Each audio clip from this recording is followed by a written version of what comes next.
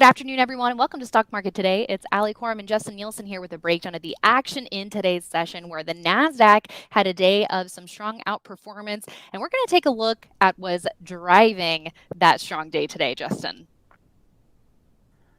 Absolutely. So we'll go ahead and And start you with are some of the on China. mute. Oh, I thought I was off mute. Can you hear me now? Yes, I can hear you Okay, now. okay. So yeah, we'll go ahead and start with the Chinese stocks because there was some important information that Chinese regulators were tossing out there today. And then we'll go ahead and take a look at some of the stocks that weren't as beaten down that may be providing opportunities, including Arch Coal and Arista Networks. All right, let's do it. Well, first, let's take a look at those major indexes. The NASDAQ today up 1.9%, followed by the S&P 500 up 0.8% today. The Dow up 0.3%, and same for the Russell 2000. So no doubt the NASDAQ was taking charge today. And this came after a bit of a pullback, a bit of a pause that we saw last week. Yeah, so the NASDAQ composite got right up to that 200-day moving average line after about a 16% rally from its lows on March 14th. So very impressive rally. A pullback was probably due, and we got that as soon as we hit that 200-day line. Yep. Now, where are we? Okay, we're kind of bouncing from the 10-day line. Was that enough of a pullback? And I guess the biggest question here is what's driving the NASDAQ forward? I mean, this was certainly the leading index today. As you mentioned, 2% basically for the NASDAQ 100, 1.9 for the NASDAQ composite. But, under the surface, if you go through the NASDAQ 100 real quick, let's just look at some of the stocks that were leading the charge. Okay, you got Pinduoduo, PDD, Baidu, BIDU, Okta, OKTA, JD.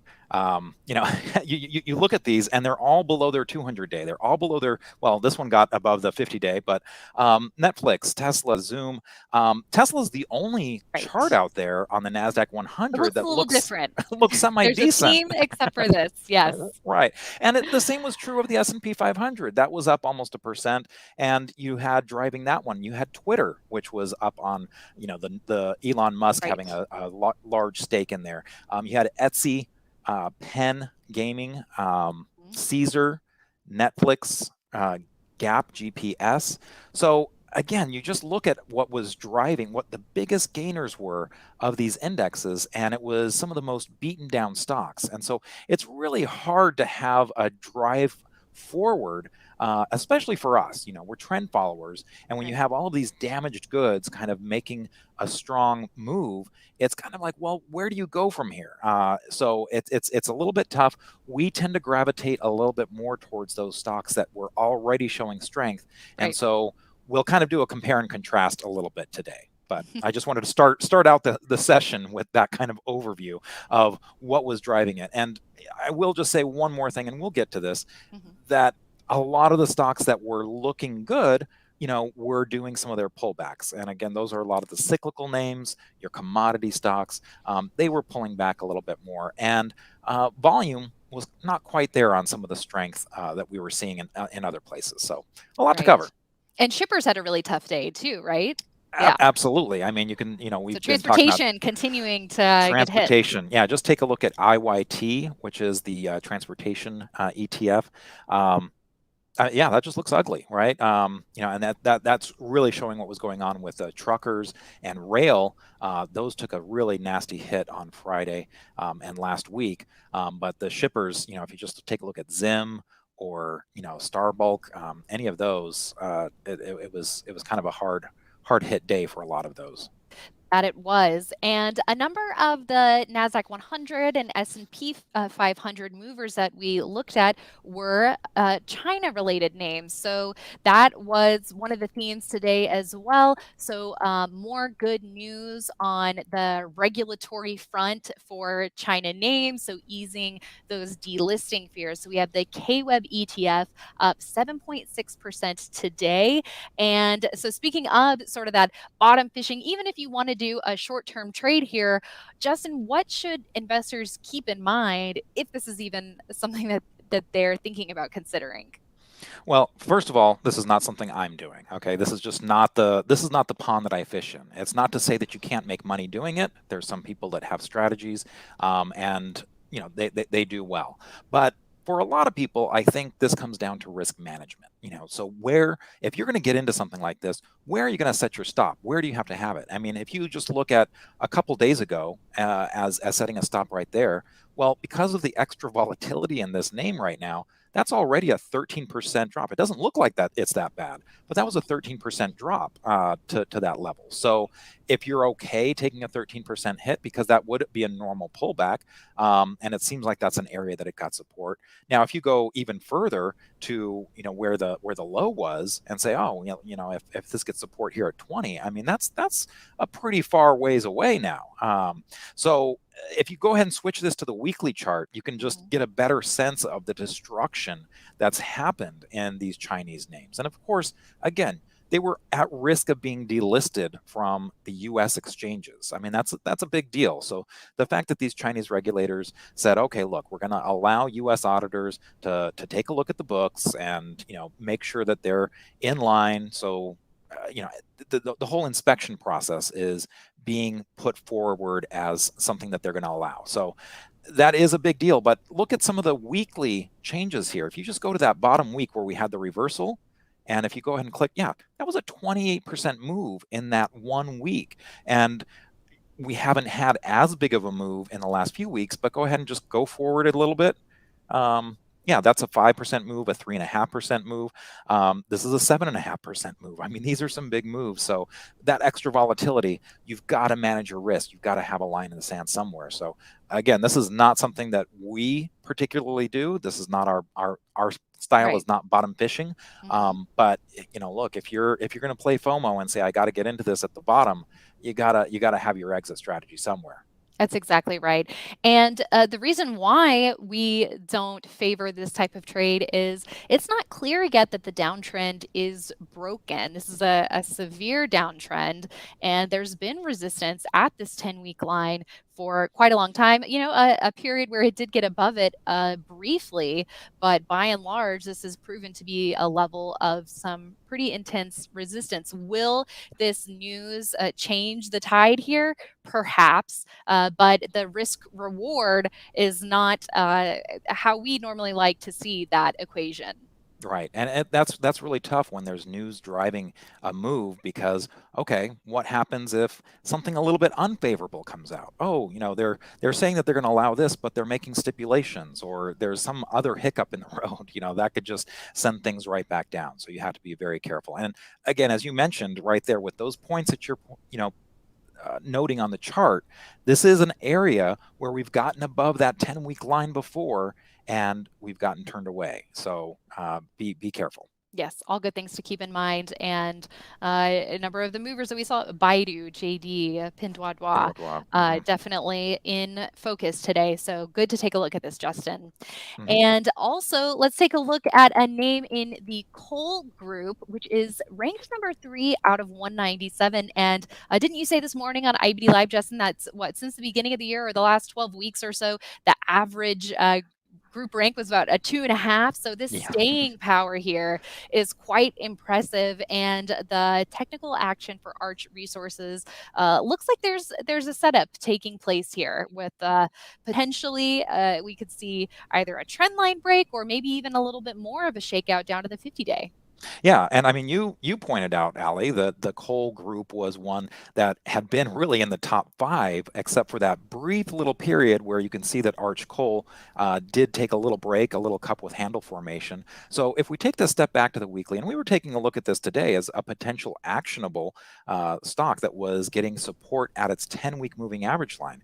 Now, look, this is about 16, 17% off of its high, that ultimate high, and it had a very strong move out of that base. So this is kind of the first Yeah. pullback from that base that it just came out of. Now, this really depends on where we go from here. If the bottom fishers, if that's what moves the market, if that's where the shift is, if commodities are no longer in favor and it's a shift back to the beaten down tech, the Zoom video of the worlds, then this is not going to do well. But if this is just a natural pause to the 10-week moving average line, as many stocks do, then this could be an opportunity for another setup. So it's worth, I think, keeping in mind the stocks that have been moving, the leaders of the last, well, I guess this year, you can just take a look and see, okay, are these giving you another opportunity, or is there truly a rotation that's going to stick Right. here? So far, we've seen these rotations kind of last just a couple days, and then it goes right back to the commodities. So we'll have to wait and see what happens this time. Mm. So would your preference be to see a little bit more strength come into it before getting in, or do you think, because it seems like support is still in question a bit here. Yes, it is holding support. But the new week just kicked off. Right. So at what level would you want to be getting into it, or would you supplement your analysis with the? I mean, we're always talking about using different time frames. So by looking at the daily chart, a potential trend line break there, just seeing it come off of this 10-week a little bit more. Yeah, and you can, switch back to the daily, and you could maybe draw a declining tops trend line there.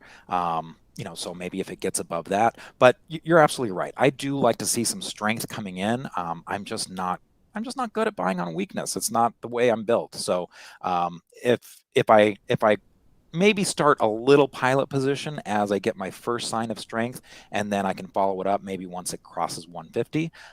And yes, I'm paying a higher price, but I'm okay with that because I feel like the odds are more Yeah. in my favor at that higher price than trying to guess at exactly where it's going to find support here, especially when we just seem to be a little bit at the crossroads right now. Hmm.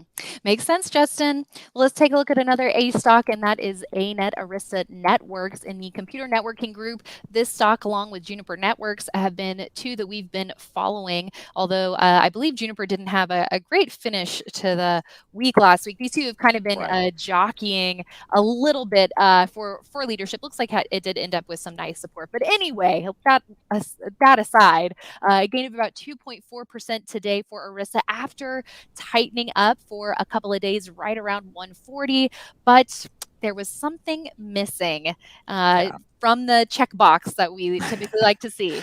Exactly. And you know what? It was missing in a lot of the stocks that I was looking at today. Anything that looked like it was a potential breakout, it was just missing volume. So that's a component we'd like to see. You see that it was negative 28% volume percent change. That compares today's volume compared to its 50-day moving average line. And you can just see visually that the volume lately has been fairly low. Now, look, when it's consolidating, when it's kind of basing, going sideways, that's actually not a bad thing. It means that the institutions aren't doing a lot of selling. That if you're getting rid of anyone, it's probably your weaker holders. And once you get them out of the way, if institutions come in, and you'll be able to tell because the volume increases, then you've got kind of smooth sailing, ahead. So I really would like to see some volume coming into some of these names, and that was really lacking across the board in a lot of stocks today. Just comparing where the volume was today, it was in a lot of the stocks that were going down. The shippers, as you mentioned, were Right. getting really hit on volume. So that's kind of where the volume was today. So I want to see that last proof point to kind of tell me, hey, look, the institutions are in here. They're supporting the stock. They're interested in it. But you also made a very good point, Ali, in that looking at Juniper and Juniper, yeah, it had a bad week last week, but you look at that in comparison to a lot of the other stocks we were looking at. I mean, geez, this still looks, for Yeah. as bad as that week was, I mean, this still looks like, nothing compared to the Chinese stocks and the tech that just got Right. ruined, and is still trading below its 200-day moving average line. So it's all about relative strength, right? Exactly, it is. And that's one of the reasons why we like ANET. And we have talked about this trend line break here, and we did see volume come into the stock on the 18th. That Right. coincided with the NASDAQ follow through day. So a great entry there. If that was your first purchase, do you need to have the volume behind today's move to feel like you can add some? You know, you can trade differently when you have a cushion. I mean, we've said that numerous times.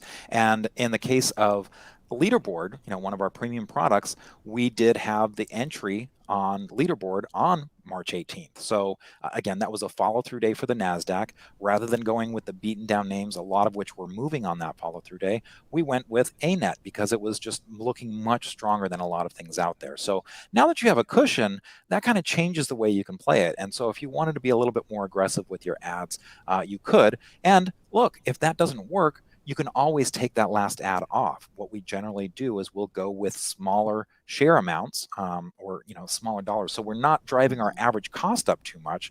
But you can easily say, look, I was wrong on that decision. I'm just going to take that one off, but I'm going to keep those shares that I bought on the 18th. Right. So there's a lot of different ways to handle that, and that cushion gives you extra flexibility. All right, good stuff, Justin. Thank you so much. And thanks to everyone for tuning in. We will be back with more tomorrow morning on IBD Live. So we definitely hope you join us. We will have special guest David Ryan on the show. I'm going to be hosting in for Dave. He'll be hosting later in the week. So again, join us, investors.com/IBD Live. We'll see you then, and we'll see you right back here tomorrow after the close.